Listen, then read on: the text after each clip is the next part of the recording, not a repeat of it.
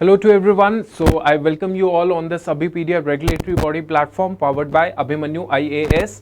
और आज की इस वीडियो के अंदर हम लोग बात करेंगे स्पेसिफिकली करंट अफेयर्स जो ESIC से रिलेटेड है।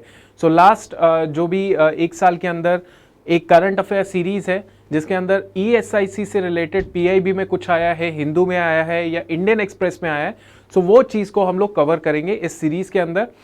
आज जो है हम लोग बात करेंगे कि ऑब्वियसली ESIC जो सोशल सिक्योरिटी स्कीम जो देती है उसमें एनरोलमेंट जो है लोगों की बड़ी है। अब ये जो डेटा है ये डेटा रिलीज किया गया है बाय NSO।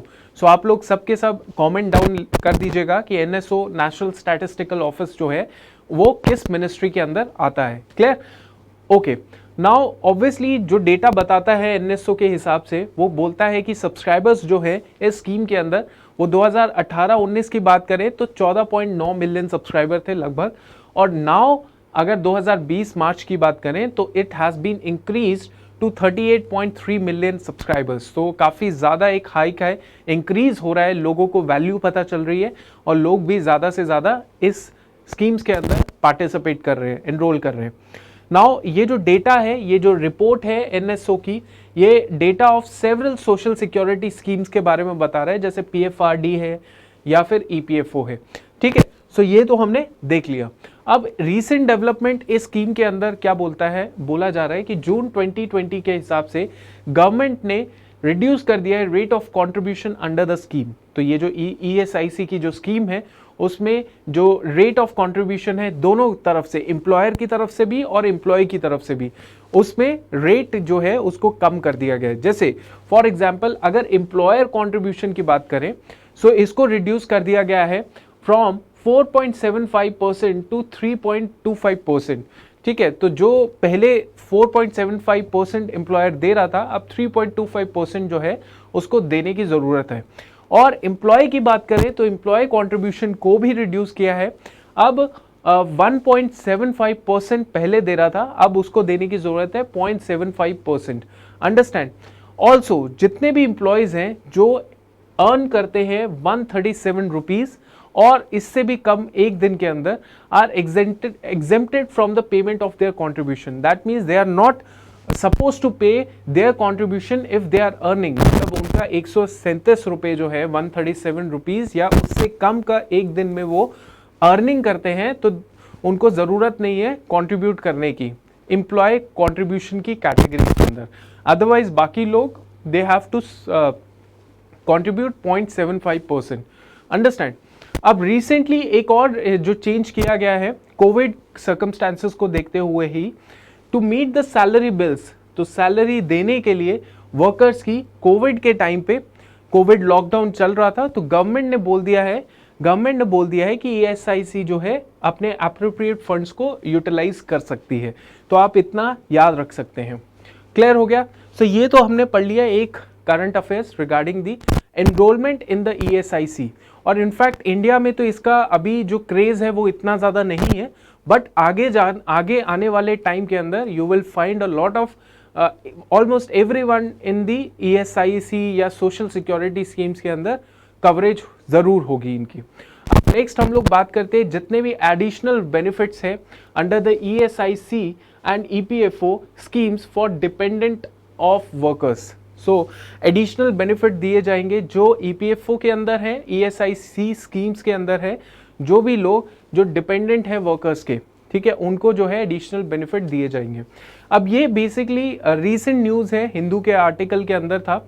अब ministry of labour and employment has announced the additional benefit for workers जो इसके स्कीम के तहत है, बिकॉज ऑफ कोविड की वजह से जो सर्कमस्टांसेस जनरेट हो रहे हैं जिसमें कोविड की वजह से डेथ हो रही है, तो डेथ जो हो रही है तो वो व्यक्ति जो है उसके डिपेंडेंट जो लोग हैं उनके लिए और additional benefit ministry of labour and employment ने अनाउंस किए हैं। अब क्या है क्या नहीं है वो बात कर लेते हैं। देखिए इसमें थोड़ा सा उस तरफ जा रहा है, कोई दिक्कत नहीं है, हमें समझने की ज़रूरत है।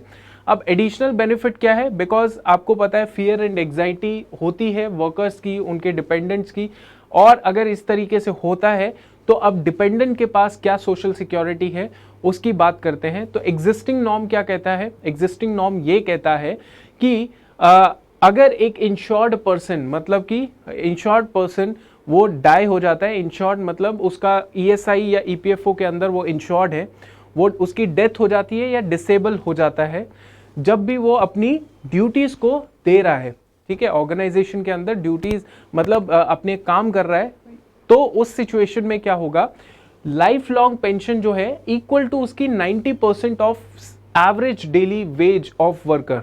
सो उस वर्कर की एवरेज डेली वेज का जो 90% होगा उसको लाइफ लॉन्ग पेंशन मिलेगी। किसको मिलेगी?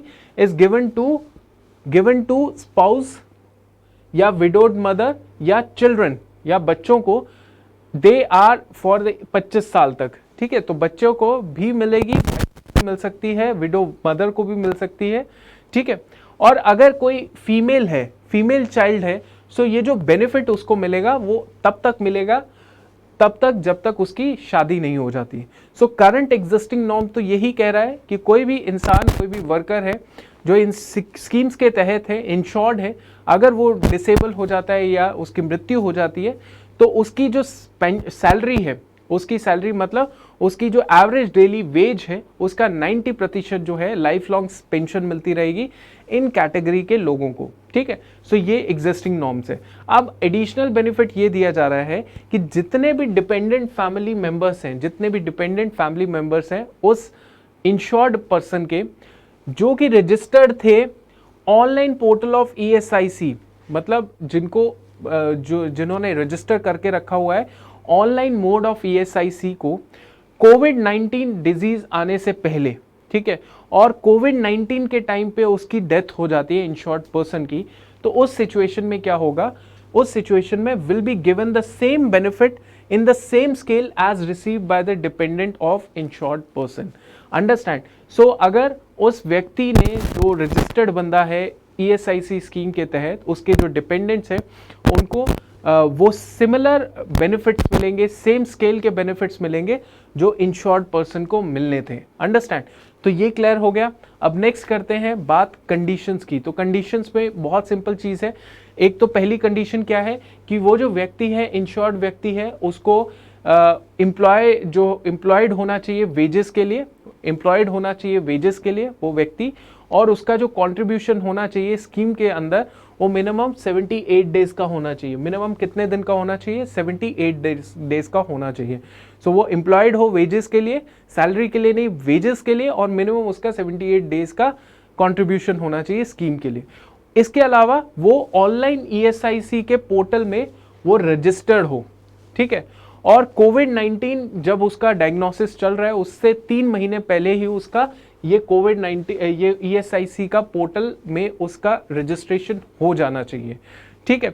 ओके, नाउ इसके अलावा employees deposit linked insurance scheme EDLI, employees deposit insurance scheme के तहत, इस स्कीम में जितने भी सर्वाइविंग डिपेंडेंट्स होते हैं, फैमिली मेंबर्स हैं ऑफ द स्कीम के, ऑफ दैट इंश्योर्ड पर्सन या जो कि बेनिफिट ले रहा है इस स्कीम का, can avail the benefit of EDL in case worker die.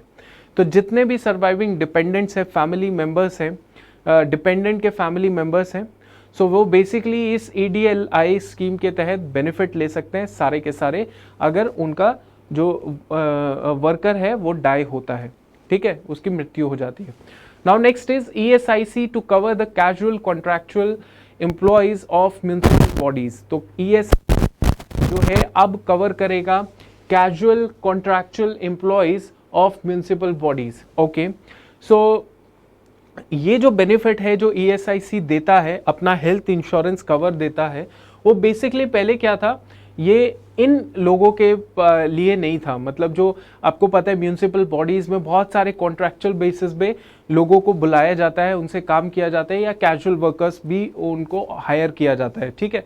तो उनको बेसिकली ये हेल्थ इंश्योरेंस कवर नहीं मिलता था, ठीक है। बट अब ESIC ने ये प्रोविजन रख दिया है to all the casual and contractual workers जो काम कर रहे हैं म्युनिसिपल बॉडीज में। अब ये इंपॉर्टेंट चीज ये है कि ministry of labour and employment announce that ये जो ESIC है would extend benefits of health insurance to all these people. इसके बारे में हम लोग ये जरूर पढ़ते हैं कि ये जो जितनी भी म्युनिसिपल बॉडीज होती हैं डिफरेंट स्टेट्स के अंदर, डिफरेंट यूटीज के अंदर, राइट, ये बहुत सारे कैजुअल कॉन्ट्रैक्चुअल वर्कर्स जो है हायर करती है, और ये रेगुलर तो होते नहीं है म्यूनिसिपल कॉरपोरेशन के या काउंसिल के, तो इसीलिए ये हमेशा जो हेल्थ बेनिफिट्स होते हैं, सोशल सिक्योरिटी जो कवर होता है, उनसे ये अनकवर होते हैं, मतलब नहीं ढके होते हैं, राइट। सो जैसे ये नोटिफिकेशन ESIC का ये जो कवरेज है ये अब नोटिफाई हो चुका है, इशू कर दिया गया है by the representative states and UTs, तो अब ये सारे के सारे जो होंगे they will be able to avail the full benefits जो कि ESIC एक्ट देता है, किसके रिगार्डिंग, जैसे सिकनेस हो गया, ठीक है, सिकनेस बेनिफिट, मैटरनिटी बेनिफिट हो गया, डिसेबलमेंट बेनिफिट हो गया, या डिपेंडेंट बेनिफिट हो गया, या फ्यूनरल एक्सपेंसेस हो गया, ठीक है। तो अब ये लोग भी इस चीज के अंदर आ जाएंगे। इसके साथ साथ और एडिशन में क्या है, इन वर्कर्स को दे आर एलिजिबल कि ये मेडिकल सर्विसेज भी अवेल कर सकते हैं। कौन से वर्कर्स, यही जो कॉन्ट्रैक्चुअल जो इरेगुलर जो वर्कर्स होते हैं, जो कॉन्ट्रैक्चुअल बेसिस पे रखे जाते हैं म्यूनिसिपल काउंसिल कॉरपोरेशन में, इनके पास अब मेडिकल सर्विसेज भी होंगी, अवेल कर सकते हैं। एक ESIC का जो वास्ट नेटवर्क है, जिस नेटवर्क के तहत 160 हॉस्पिटल्स हैं, 150 डिस्पेंसरीज है, 1500 डिस्पेंसरीज है, इन फैसिलिटीज का जो बेनिफिट है वो ये वर्कर्स उठा सकते हैं। क्लियर हो गया। अब जो लेबर मिनिस्टर हैं संतोष गंगवार, इन्होंने कहा है कि ESI कवरेज जो होगा वो इन लोगों के लिए होता जाएगा, और ये लॉन्ग वे होगा, it is a long way, मतलब काफी लंबा जो है हम लोग इसको कवर करने वाले हैं, because they are very vulnerable section of the workforce, segment of the workforce. समझ आ गया। तो this was a news in news, तो इंपॉर्टेंट है ESIC से रिलेटेड, EPFO से रिलेटेड, समझ आ गया।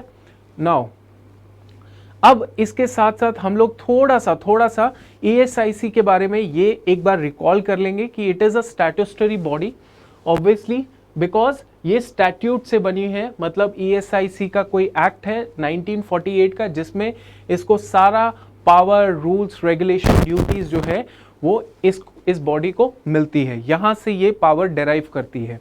क्लियर हो गया। नाउ एक इंपॉर्टेंट फैक्ट और भी है कि ये जो कॉरपोरेशन है ये रन किया जाता है यूनियन मिनिस्टर ऑफ लेबर के द्वारा, और ये जो यूनियन मिनिस्टर ऑफ लेबर होता है वो इस ऑर्गेनाइजेशन का चेयरमैन होता है। और अगर देखा जाए डायरेक्टर जनरल DG जो है वो जो अपॉइंट किया जाता है गवर्नमेंट, सेंट्रल गवर्नमेंट के द्वारा, वो डायरेक्टर जनरल एक्ट करता है as a CEO of this ESIC। Clear हो गया।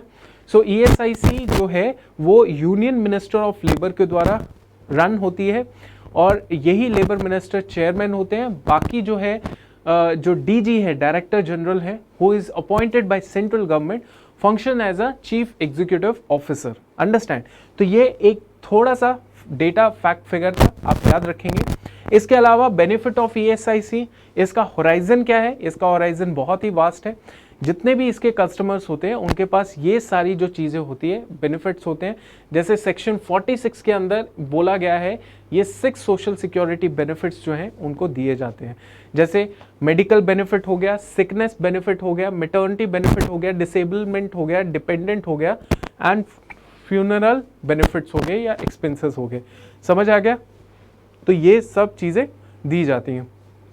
इसके अलावा नीड बेस्ड बेनिफिट भी इंश्योर्ड पर्सन को दिए जाता है, नीड बेस्ड बेनिफिट भी दिया जाता है, जिसमें हम लोग बात करते हैं रिहैबिलिटेशन अलाउंस, ठीक है, वोकेशनल रिहैबिलिटेशन, या फिर अनएम्प्लॉयमेंट अलाउंस की भी बात इसके अंदर होती है। So under the Rajiv Gandhi श्रमिक कल्याण योजना। हो गया। सो ये सारी चीजें हमने पढ़ी ESIC से related. It is important, it is very very important, make sure कि आप लोग जो है ESIC का जो अभी डी का डिप्टी डायरेक्टर का पोजीशन आ रहा है, उसके लिए ये इंपॉर्टेंट जो लेक्चर है जिसमें current affair specific to ESIC, ये पढ़ना बहुत इंपॉर्टेंट है। सोशल सिक्योरिटी के बारे में पढ़ना बहुत ज़रूरी है।